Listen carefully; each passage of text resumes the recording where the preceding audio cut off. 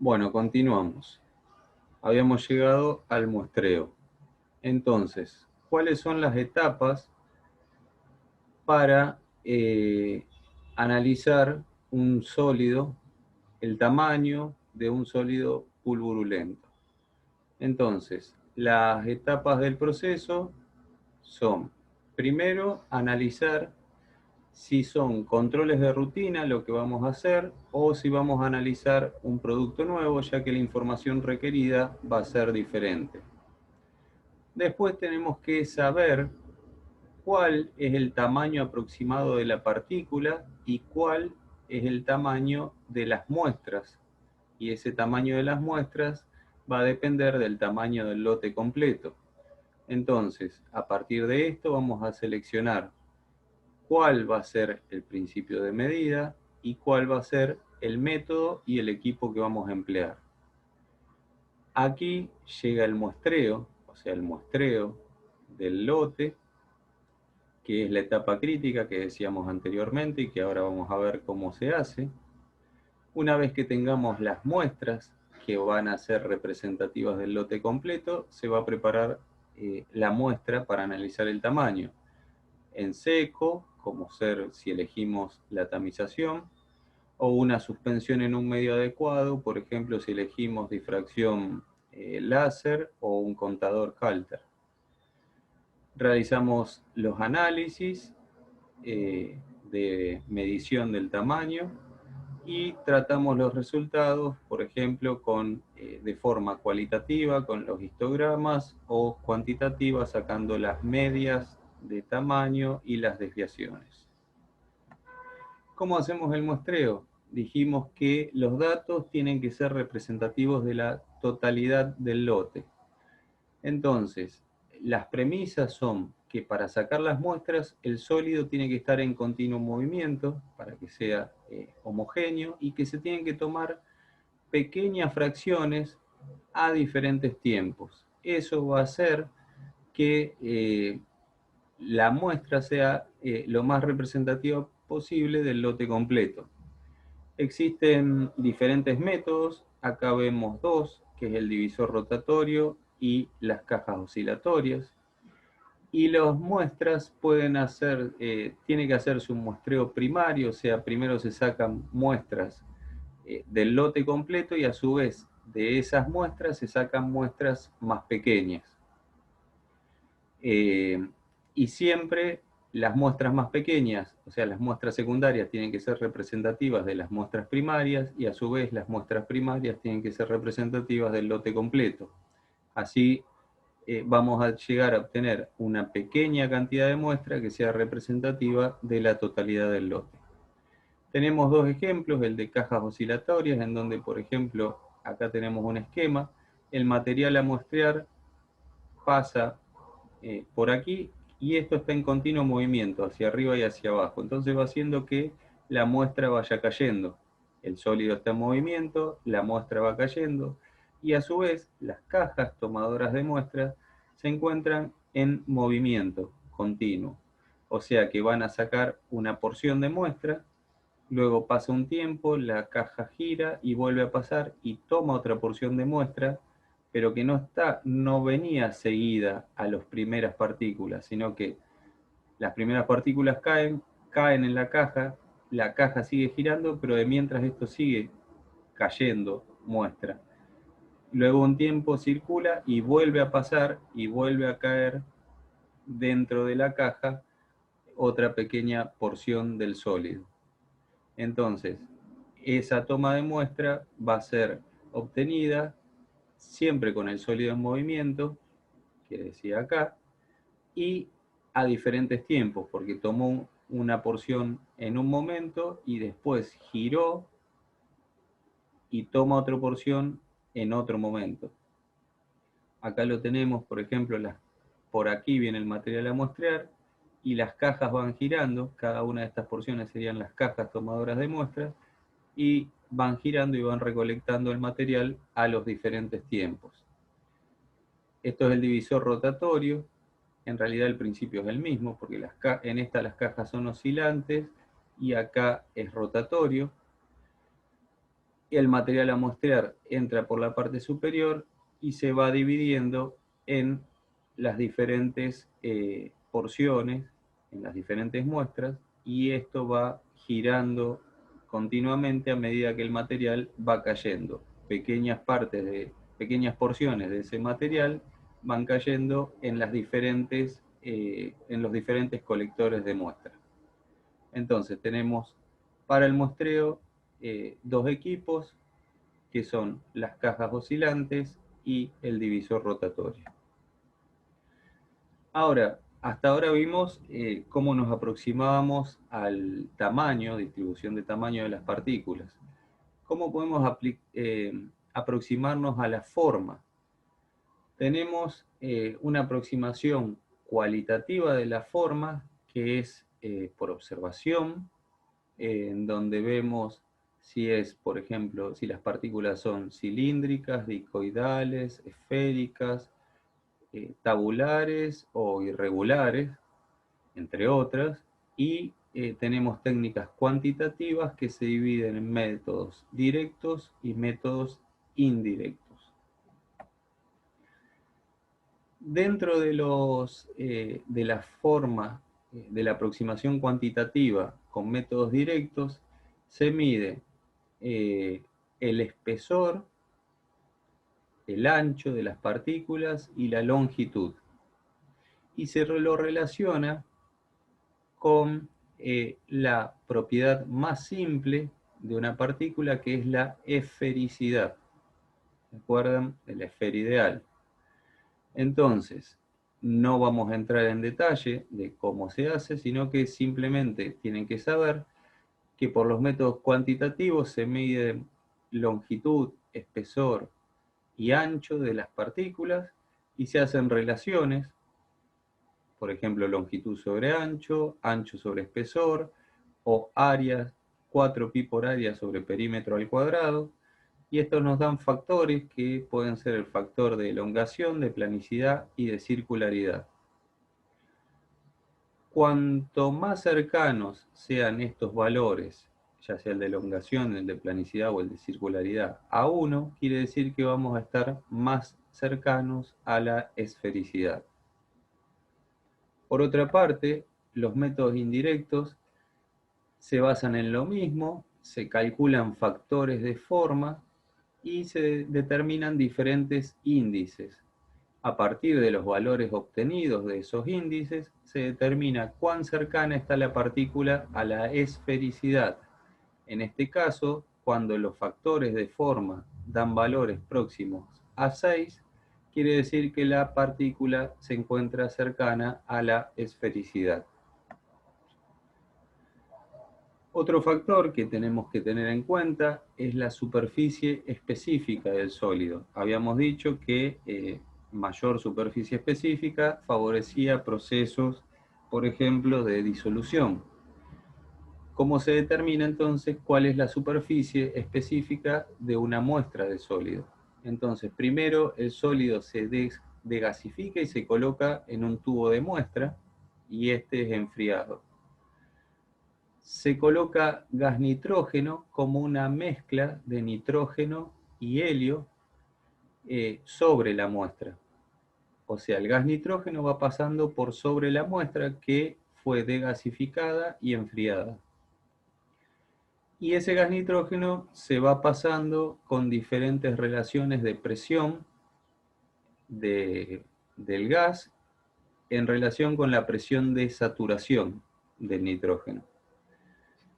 Y finalmente se determina la cantidad de nitrógeno que es absorbido sobre la superficie. Se realizan gráficos donde en el eje X están las relaciones de presiones que se fueron aplicando y en el eje Y los volúmenes, y se obtienen curvas de esta forma. Bm, que es esto acá donde se produce la inflexión de la curva, se refiere a la cantidad del gas que es absorbido cuando se depositó sobre la superficie del sólido. Esto que tiene más clarito es la superficie del sólido, y esto de acá es la superficie del gas que se va absorbiendo. En el punto de esta inflexión tenemos Vm, que es la cantidad de gas absorbido en la superficie cuando se depositó una cubierta monomolecular del gas. Entonces, a partir de ese valor de Vm, del volumen, se aplica una ecuación, que no vamos a entrar en detalle porque no viene al caso, es una ecuación llamada de Bett, y a partir de esa ecuación se determina la superficie específica del sólido que estamos analizando. También tenemos que tener en cuenta, y habíamos dicho antes, que era importante determinar el flujo del sólido pulverulento, es decir, sus propiedades reológicas.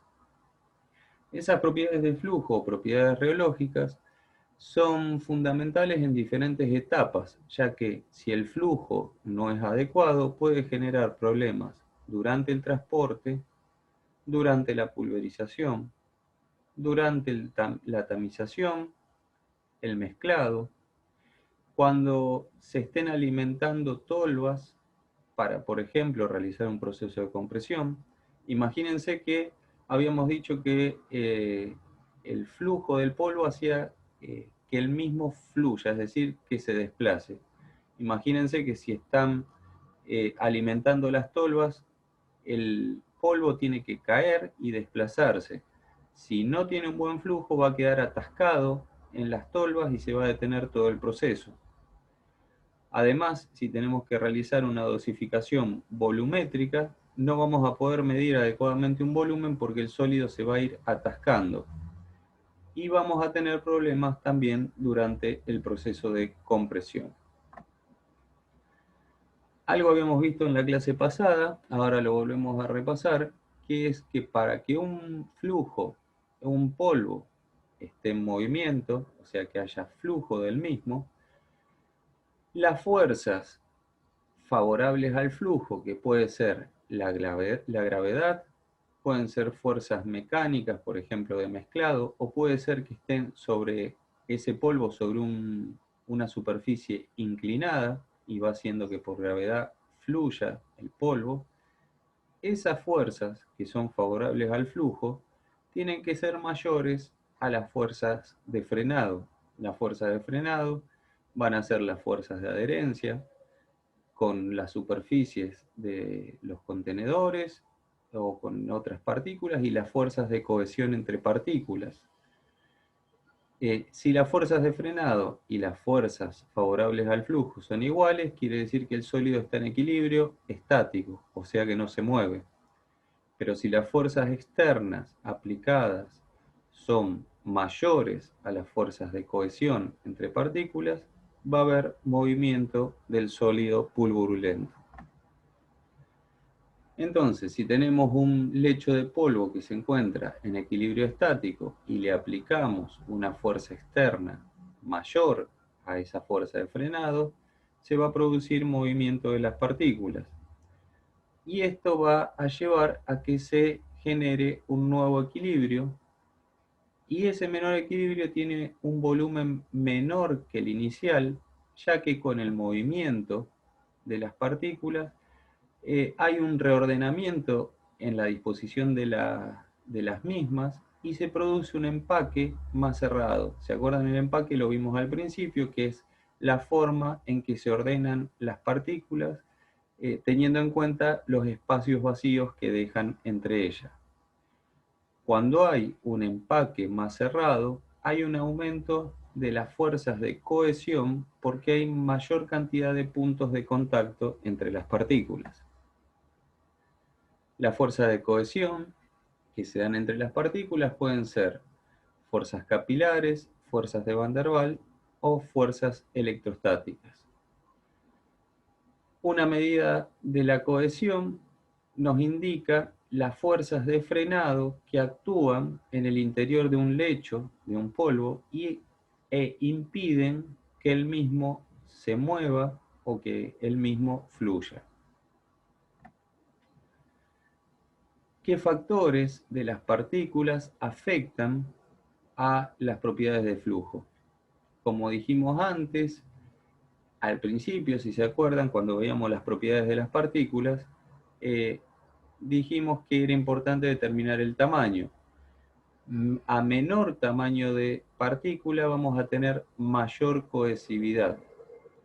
O sea que va a haber mayor fuerza de frenado contra menor tamaño tengan las partículas. Por otra parte, la forma influye. Cuando son formas más regulares, va a haber menor cohesividad entre las partículas. O sea que el flujo va a ser mayor cuanto más regulares sean las partículas que componen ese sólido pulverulento. Y también tenemos la geometría del empacamiento que va a influir en el flujo y vamos a ver que cuanto más puntos de contacto haya entre las partículas y menos espacios vacíos queden, peor va a ser el flujo. Por otra parte, la densidad verdadera influye. Si recuerdan, la densidad verdadera era la densidad que se medía una vez que el sólido se compactaba. A mayor densidad verdadera, vamos a tener menor cohesividad. Acá vemos el empaquetamiento, que veíamos acá, la geometría del empaquetamiento. Tenemos diferentes tipos de empaquetamiento: cúbico, ortorrómbico, tetragonal, romboédrico, hay muchos más. Pero esto se refiere al número de puntos de contacto entre las partículas. Si ven, en el cúbico es en el que menos puntos de contacto hay entre las partículas, y eso hace que haya mayor cantidad de espacios vacíos, mayor porcentaje de espacios vacíos, mientras que en el romboédrico tenemos mayor cantidad de puntos de contacto, casi el doble, perdón, y el porcentaje de espacios vacíos disminuye. Entonces, una estructura más compacta va a tener mayor cantidad de puntos de contacto, menor cantidad de espacios vacíos, y va a haber más cohesión entre las partículas. En los sistemas reales, además del empaquetamiento, hay que considerar los tamaños, la distribución de tamaños, la forma, la textura y las propiedades superficiales de las partículas. Como dijimos antes, los polvos más densamente empacados precisan para fluir fuerzas de mayor magnitud que las mismas partículas empacadas de forma más laxa, es decir, que tienen mayor cantidad de espacios vacíos entre las partículas. Entonces, a mayor empacamiento, hay mayor contacto entre las partículas, como vimos en la tabla, en esta tabla, y eso hace que haya mayor cohesividad y que fluyan más deficientemente. ¿Cómo se pueden caracterizar el flujo de los polvos? Lo podemos caracterizar por métodos que son indirectos o por métodos directos. Por métodos directos, directamente se mide la velocidad de flujo de ese polvo en una tolva o con un medidor de flujo. Por los métodos indirectos, medimos el ángulo de reposo de una muestra, las fuerzas de cizalladura de esa muestra y la densidad de masa de la muestra, y se extrapola a el lote completo. ¿En qué se basa la medición del ángulo de reposo? Se basa en la medición del ángulo lateral de un montículo de polvo con la horizontal, formado al escurrir el polvo desde un contenedor.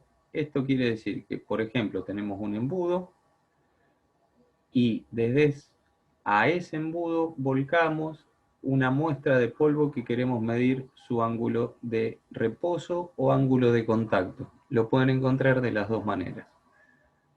A medida que va cayendo el polvo, va a ir formando un montículo.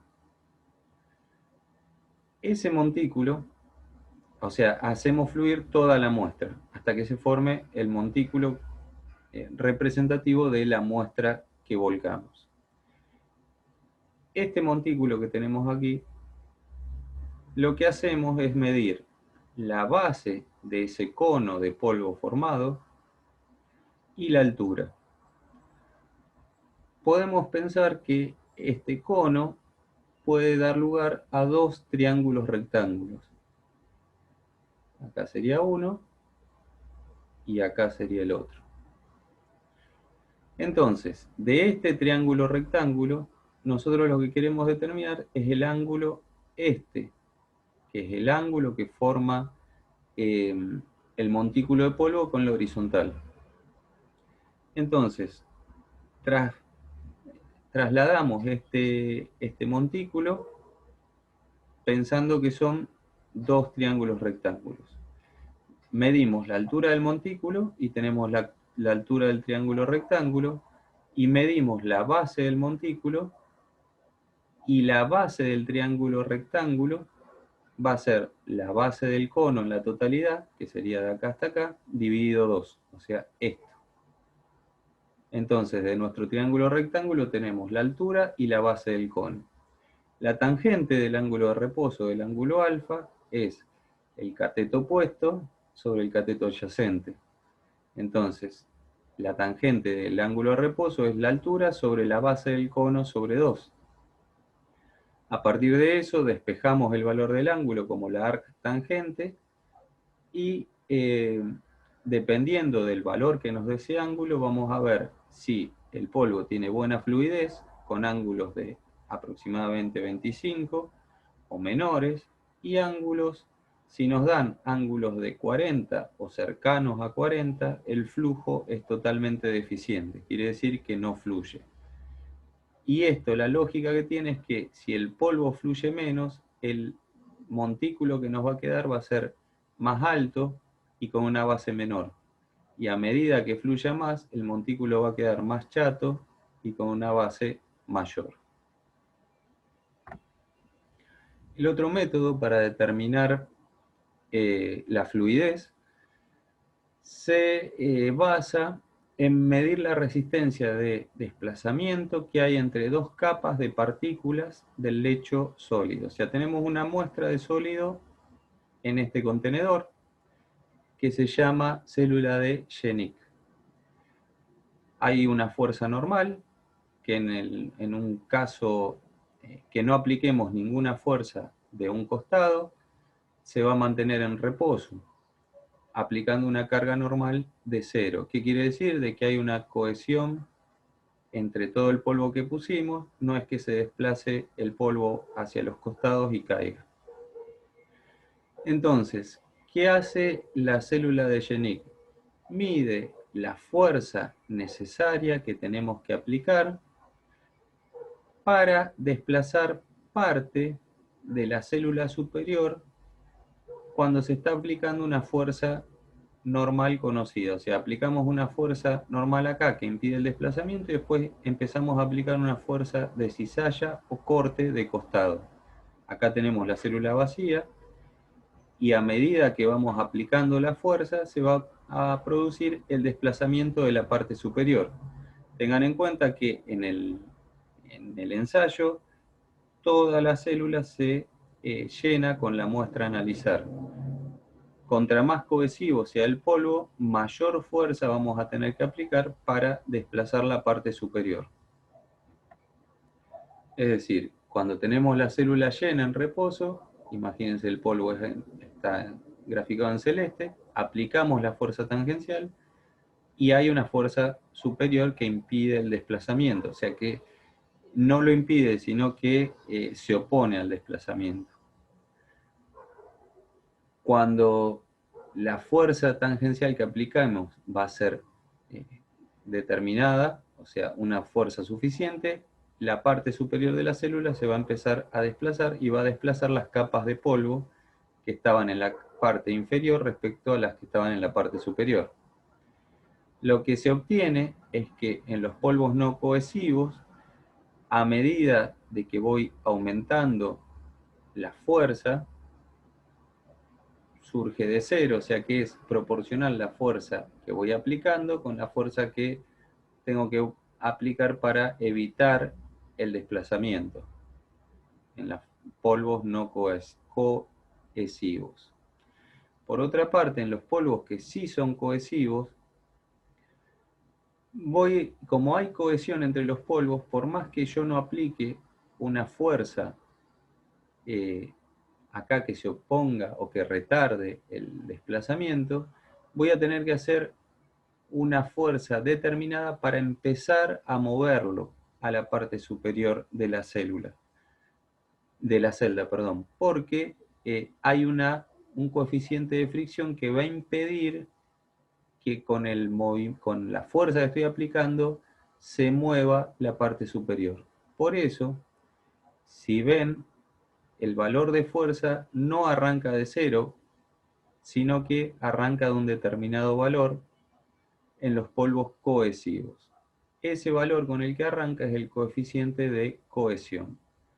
A partir de estos gráficos que se obtienen, se realizan análisis por círculos de Moore, y que no vamos a entrar en detalle, porque no viene al caso, o sea, ustedes no lo tienen que saber, es solo una cuestión informativa, pero se determinan a partir de estos círculos de Moore los factores de flujo, los cuales están tabulados.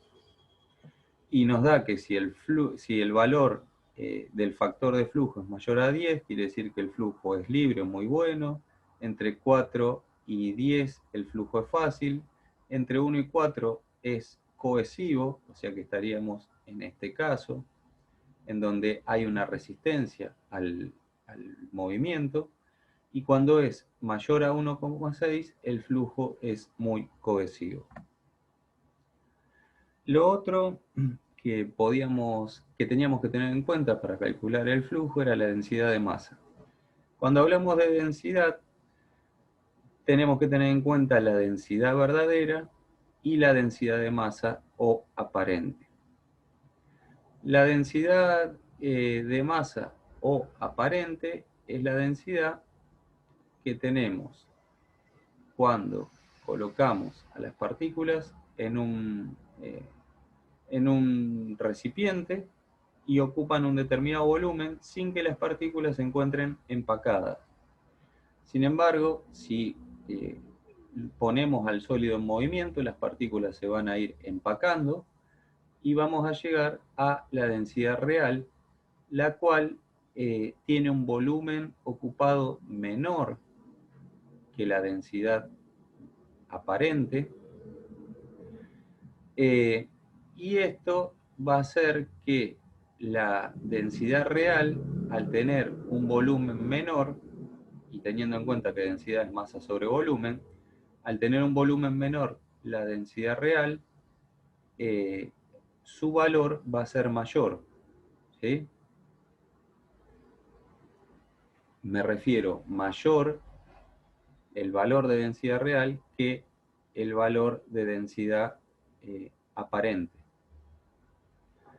Entonces, estos valores de la densidad aparente van a depender según la geometría del empaque y la porosidad. A mayor porosidad va a haber mayor tamaños interparticulares y el volumen ocupado va a ser mayor.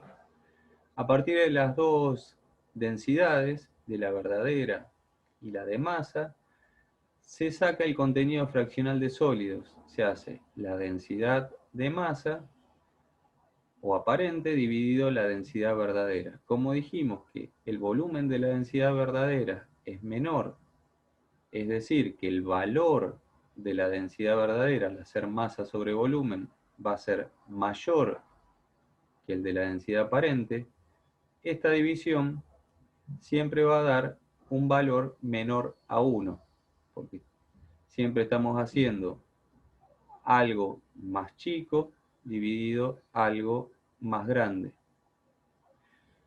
Este valor, que es menor a 1, da el contenido fraccional de los sólidos.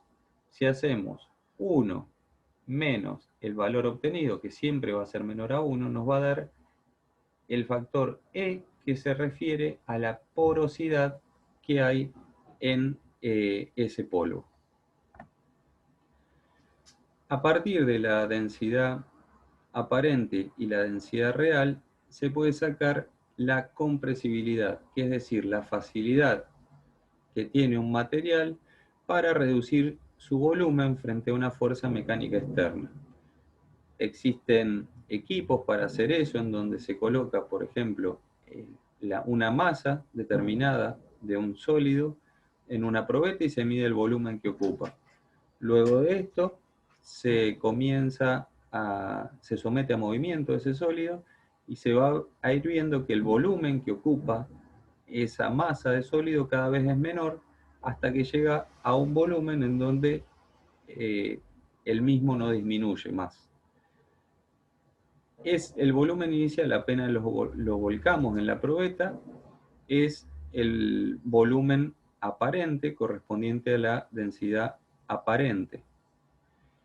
A medida que se va produciendo el movimiento, el volumen va disminuyendo porque hay un reordenamiento de las partículas y se llega a un punto, que es esto, en donde ya se reordenaron completamente y se llega al grado máximo de compactación. A partir del volumen, el volumen aparente y el volumen empacado, se sacan los índices de Hausner y los índices de Carr, que son índices de compresibilidad. Y también miden el flujo. Entonces, ambos índices llegan al mismo resultado. ¿Qué quiere decir? Que si me da que un valor, aplicando una fórmula, tengo buenas propiedades de flujo, aplicando la otra, tengo que llegar a lo mismo. Es decir, que tengo buenas propiedades de flujo. Pero aplican fórmulas diferentes. Es decir, Hausner aplica solo el volumen inicial y el volumen final, mientras que Carr hace una resta del volumen inicial menos el final, dividido el volumen inicial, y a eso lo multiplica por 100. Por lo tanto, los números que se van a obtener por Hausner y por Carr son diferentes. Por ejemplo, un índice de Hausner de 1,2 quiere decir que tiene buenas propiedades de flujo, y de 1,6 que son polvos cohesivos. Esto está tabulado, o sea, hay muchos valores, acá son solo ejemplos. Y aplicando Carr, tenemos entre 5 y un 15% propiedades de flujo excelente, si da entre un 12 y un 18% propiedades buenas, y así sucesivamente hasta llegar a propiedades de flujo pésimas. Si tenemos buenas propiedades de flujo, quiere decir que si aplicamos Hausner, nos tiene que dar un índice de aproximadamente 1,2. Y si a la misma muestra le aplicamos Carr, quiere decir que nos tiene que dar entre 12 y 18%. A lo que voy con esto es que si le aplicamos cualquiera de los dos índices a la muestra, tenemos que llegar al mismo resultado, no al mismo valor, porque como dijimos antes, aplican diferentes fórmulas, pero sí a la misma conclusión. Es decir, que tiene buenas propiedades de flujo. Bien, cuando recién estábamos hablando del reordenamiento que puede ocurrir en las partículas de un sólido pulverulento, y ese reordenamiento se da hasta llegar a un grado de empaquetamiento máximo, que sería acá. Acá tenemos el máximo grado de empaquetamiento. Sin embargo, no se elimina totalmente los espacios interparticulares en ese momento, sino que se disminuyen al máximo. Si seguimos aplicando fuerzas mecánicas de mucha intensidad, va a lograrse reducir aún más el volumen del sólido, el volumen que ese sólido está ocupando. Pero corremos el riesgo que se produzca fragmentación o ruptura de las partículas Y si se produce o no fragmentación va a estar directamente relacionado con la dureza que tiene esa partícula, o también puede ocurrir que se produzca la deformación de las partículas sólidas. Para analizar los caracteres de deformación que pueden tener las partículas sólidas se usan prensas o compresoras.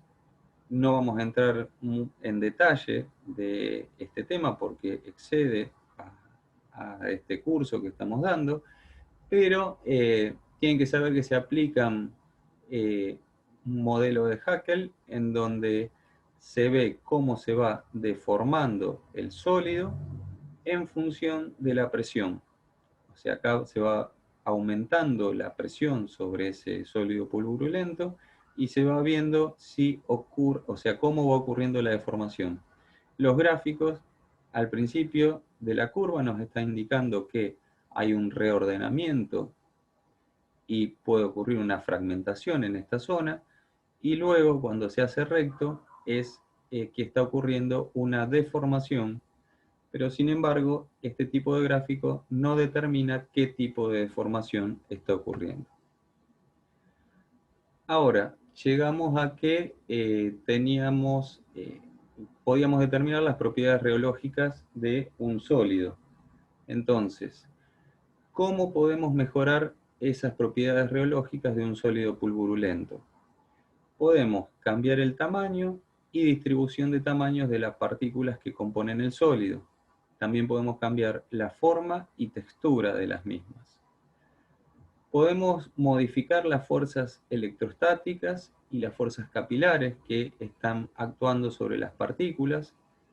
Podemos agregar aditivos y también cambiar las condiciones del proceso que estamos llevando a cabo que pueden interferir con el flujo adecuado. Bueno, vamos a cortar acá para no hacer tan largo este video y seguimos en un próximo video la clase de hoy.